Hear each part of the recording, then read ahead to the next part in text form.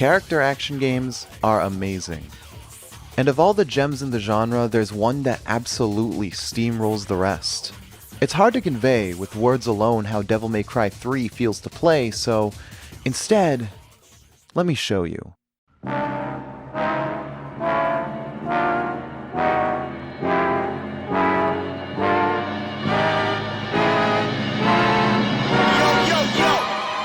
Shut your mouth, I'ma shut it for you, punk! Hit ya with the punk tactics. Hit ya with the punk tactics. Hit ya with the punk tactics. Hit ya with the punk tactics. Hit ya with the hard punk tactics. Bank rolls come straight for the assets. No games, no throw, won't pass it. Pick you up, spit you out like Jurassic. Oh, no for the rigmarole, we kick pros. Stub toes, I suppose you might know. Hit the block, then you flock. Time's up, now your body get clocked. Aye. Spicy like pepper, 1-2-stepper. Laid back, motivated, money go getter. Never felt better, write me love letters. Shooting out the spike chain, Megadeth tether. Get over here like Scorpion. Put you to sleep, cold Vulcan. Should I assist you, or do you get the picture? If you don't budge, I'm gonna have to hit you. Hit ya with the punk tactics. Hit ya with the punk tactics. Hit ya with the punk tactics. Hit ya with the punk tactics. Yo, the lace is loose and fist tight. I never lose a fist fight. Son, I've been up all night. If I'm gonna do it, then I'm gonna do it right. A to the R to the A to the E. F what you think, I'ma stay G. H is for hot, cause that's what I be. IJK, I'm cold like Slurpee. Ooh, goddamn, I drop bombs. I was born with the brains and the brawn. I am the king, and you're just a pawn. Who's got the high ground now, Obi-Wan? Alphabet rhymes like chicken noodle soup. Two-door beamer, pick you up in the coop. Shooting for the hoop, jiggy on the loose. Shark mentality, like my name Bruce. Hit you with the punk tactics. Hit you with the punk tactics. Hit you with the punk tactics. Hit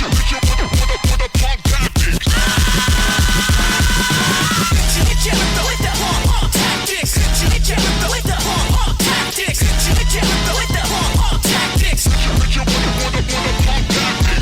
ya with the punk tactics. Hit ya with the punk tactics. Hit ya with the punk tactics. Hit ya with the punk tactics. It should go without saying that nothing has topped it since. But why does it feel so amazing to play? What makes it so good that even Capcom themselves haven't outdone it? Well, today, I'm gonna answer that.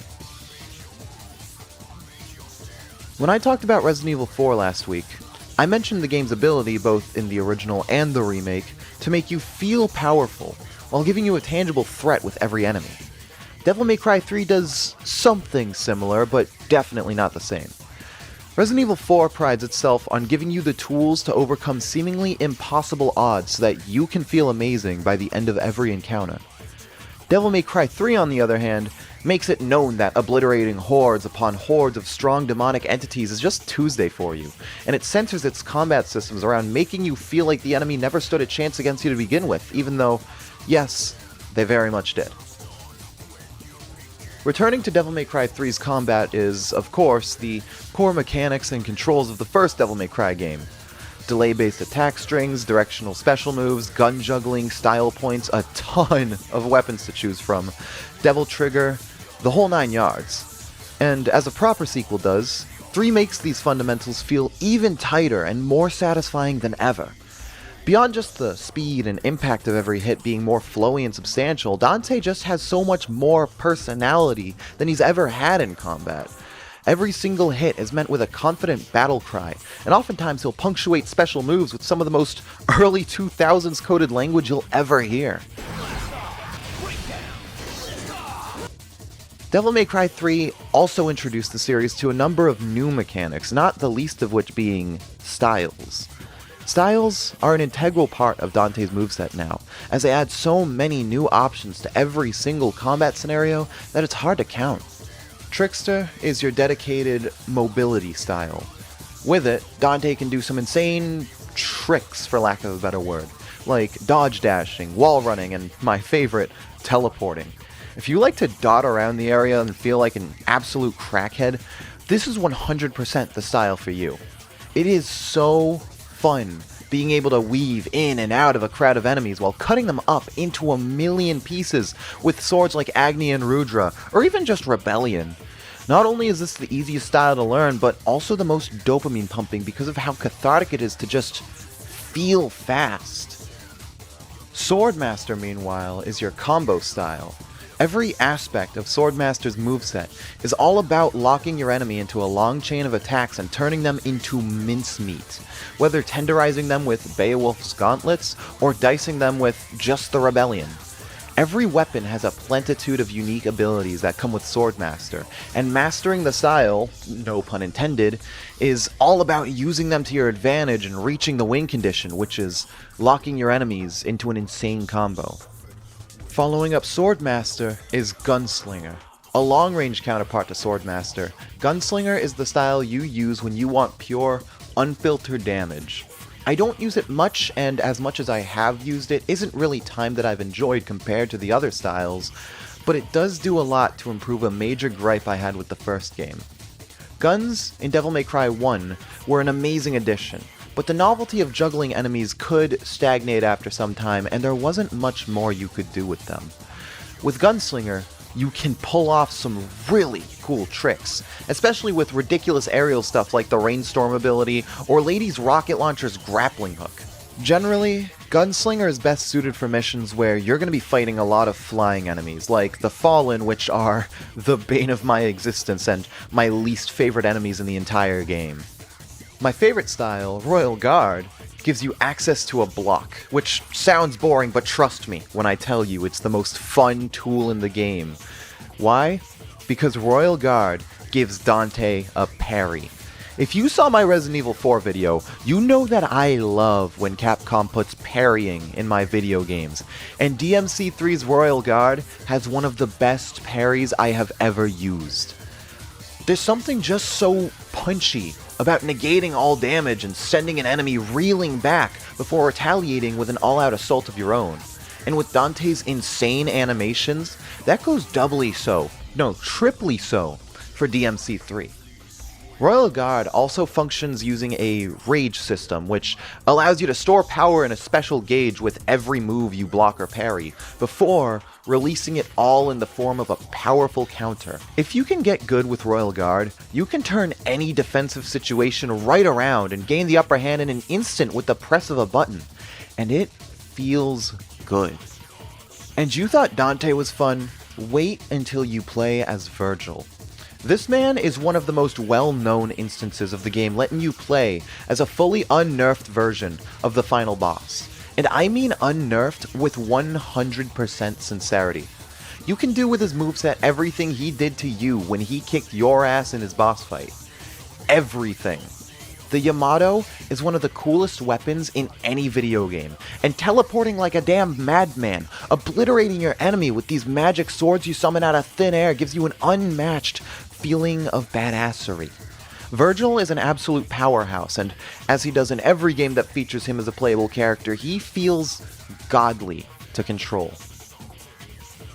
Okay, so that's all well and good, but one can say that the likes of Devil May Cry 4 and 5 both had incarnations of Dante and Vergil that played and felt way better than even Devil May Cry 3's versions. So, why do I say that, of all these games, Devil May Cry 3 is the one that still hasn't been topped? Well, there's one single factor that separates 3 from the other two dramatically: the level design. Devil May Cry 4 is notorious for recycling its levels. Dante's entire section of the game is just the exact same levels as Nero's, and by that point it does get fatiguing. Devil May Cry 5's levels, while original, are, without exaggerating, straight lines with little bus stops in between, just for enemy encounters, the likes of which have very little enemy variety, might I add.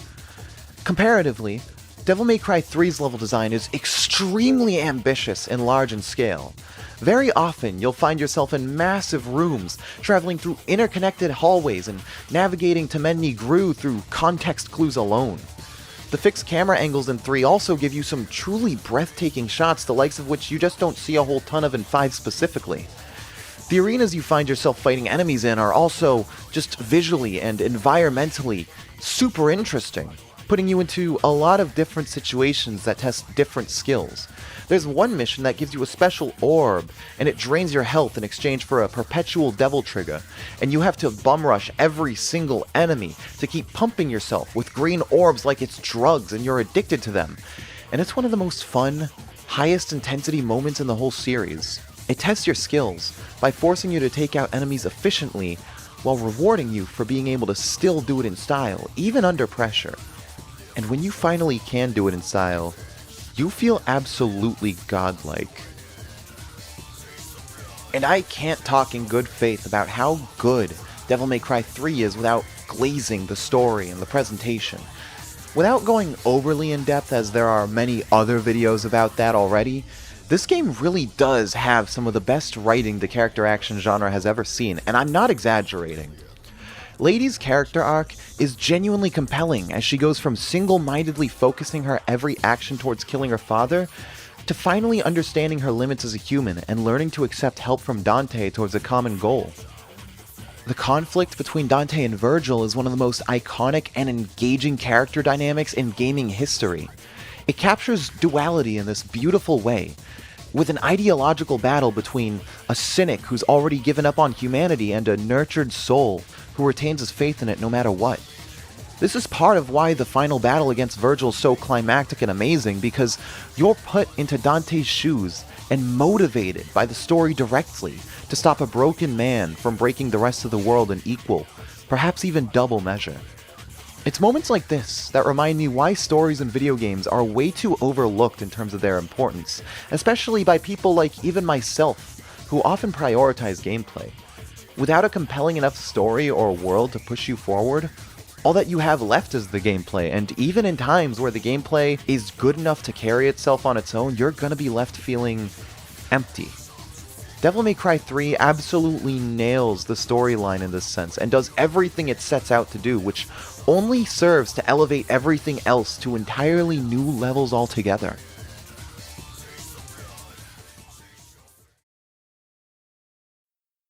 Devil May Cry 3 was an absolute achievement, and one of the highest points in Capcom's triumphant run throughout the 2000s.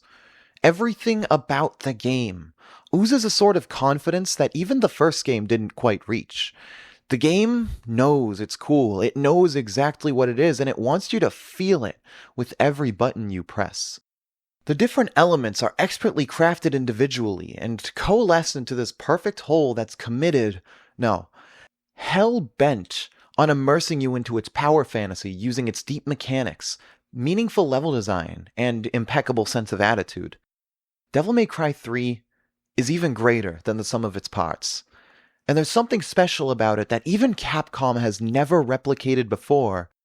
And even as they release masterpiece after masterpiece after masterpiece, I don't think they ever quite will. Hey everyone, I just want to thank you all so much for making it this far. If you enjoyed the video, I'd absolutely adore it if you could like it, subscribe to the channel, and turn those notifications on, because it really helps out the channel. And I mean that with 100% sincerity, because as we all know, I'm still a small channel, I'm still growing. And as of recording this, my Resident Evil 4 video got me upwards of 50 subscribers and 7,000 views damn near overnight, which is... That's surreal to me. Like, that's absolutely insane to me, guys. Thank you. Thank you so much for the amazing reception that video got. I plan to only go up from here, and I hope you can all stay tuned for what I have in store for you. I upload every single Monday, so please watch out for the next video. I think it's going to be great. Anyway, have a great day. See ya.